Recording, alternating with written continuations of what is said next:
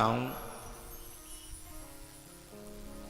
मरना तो सबको है, लेकिन जिससे मरने का सलीका आ गया, तरीका आ गया, उसकी मौत महोत्सव बन जाती है, उत्सव बन जाती है। और जिसे मरने का तरीका नहीं आता, जीने का तरीका नहीं आता, उन्हें तो जीवन भी नरक बन जाता है और मौत भी नरक बन जाती है। जब परीक्षित जी को साप लगा तो उन्होंने तुरंत अपनी मौत को भी महोत्सव बना लिया।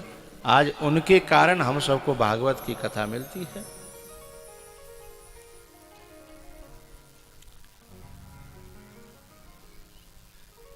एक बात बताऊं, लकड़ी होती है, लकड़ी चूल्हे में जलती है। मैं बात इसलिए कह रहा हूं कि जब शरीर है तो जरनो ही है,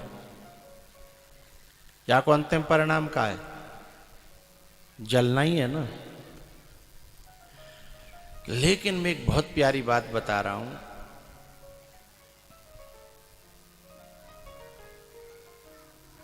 यदि ये शरीर एक लकड़ी की तरह है और इसे जलना ही है, यदि चूल्हे में जली तो बासन मांजवे के काम आवेगी, बचेगी तो घूरे पे फेंक दी जाएगी। अथवा मैं एक और घिनौनी जगह बता रहा हूं कि हमारी माता बहनें घर में बच्चे जो है मलमूत्र का त्याग कर देते हैं, तो वह चूल्हे की राख पे डाल दी जाते हैं, मक्खी न बैठे। तो वो चूल्हे की जो राख है, यदि हमारो शरीर की लकड़ियां ऐसे जली जैसे चूल्हे में लकड़ी जल रही है, तो या तो घूरे पे जाएगी, या कौ मल मूत्र के ऊपर डाल दी जाएगी, या बासन मांजवे के काम आएगी।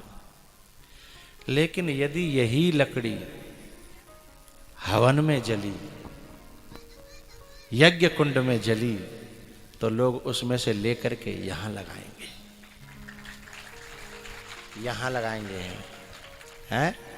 उसके बाद उस राख को किसी मलमूत्र के ऊपर नहीं जाने देंगे।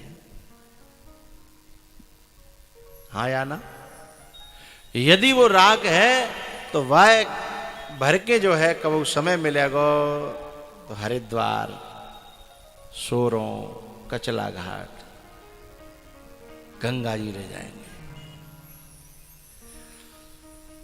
अब समझिएगा मेरी बात को, यदि हमारा शरीर वासना की अग्नि में जल रहा है तो कब गंदगी पे ही पड़ेगा। क्रोध अग्नि में जल रहा है तो कब मलमूत्र पे ही पड़ेगा। यदि हमारा शरीर कामना की अग्नि में जल रहा है तो कब गंदगी में जाएगा। ऐश्वर्या नाम उपनिषद कहती हैं, ऐश्वर्या नाम तेलोका अंधेन तमसाव्रता तांस्ते प्रीत्या विगच्छन्ति ये के चात्म हनोजना। वे लोग बुरे नरकों में बुरी गतियों को जाएंगे जिनका शरीर, जिनका जीवन कामग्नि में, क्रोधग्नि में, लोभग्नि में, इनमें जा रहा है, वासनाग्नि में जो जल रहे हैं। जलना तो है ये मान लिया, लेकिन थोड़ा जलने का रास्ता चेंज हो जाए तो कहीं से कहीं पहुंच जाएंगे,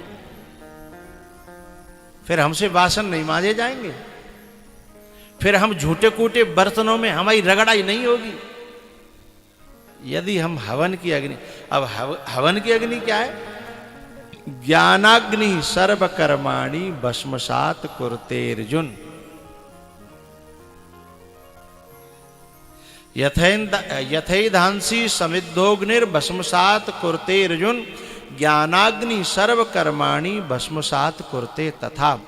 तो जैसे हमने अपने शरीर को ज्ञान की अग्नि में जलाया, अपने जीवन को तपाया, अथवा भक्ति की अग्नि में,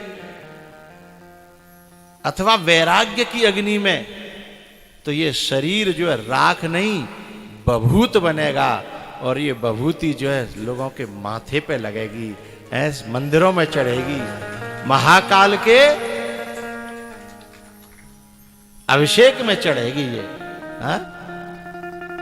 अब निर्णय हमें करना है कि हम कौन सी अग्नि में जल रहे हैं? जलना तो है, निश्चित है, बस थोड़ा सा। अब भाई देखो, एक कुम्हार बना रो बर्तन, वहां से एक जो है एक संत जो जा रहे,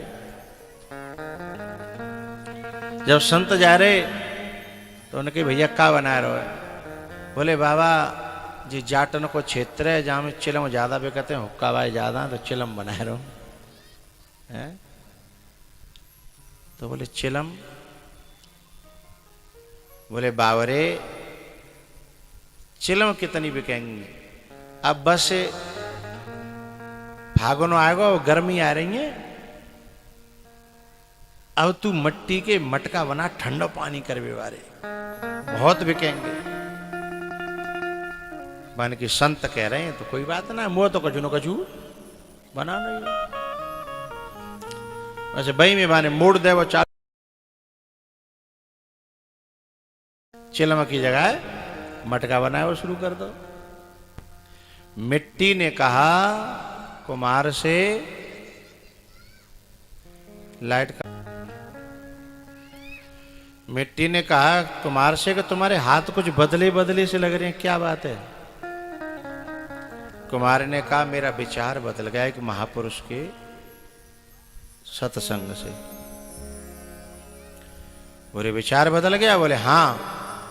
बोले क्या बदल गया? वो बोले पहले मैं चिलम बना रहा था, लेकिन अब मैं चिलम नहीं, अब मैं तुम में से ठंडे पानी करने का मटका बना रहा हूं। मिट्टी ने कहा कि तुम्हारा तो केवल विचार बदला है, लेकिन उस संत के उस निर्देशन से, उस सत्संग से मेरी तो जिंदगी बदल गई, मेरी तो लाइफ बदल गई। यदि पहले तुम जो बना रहे थे वो बनती तो खुद ही जलती और दूसरों को जलाती, फूंकती, है ना?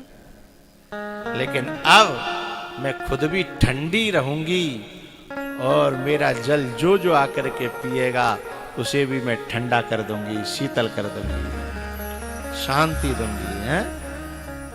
तो नजरें बदली, नजारे बदल गए और किश्ती का रुख बदला तो किनारे। इको कम करो।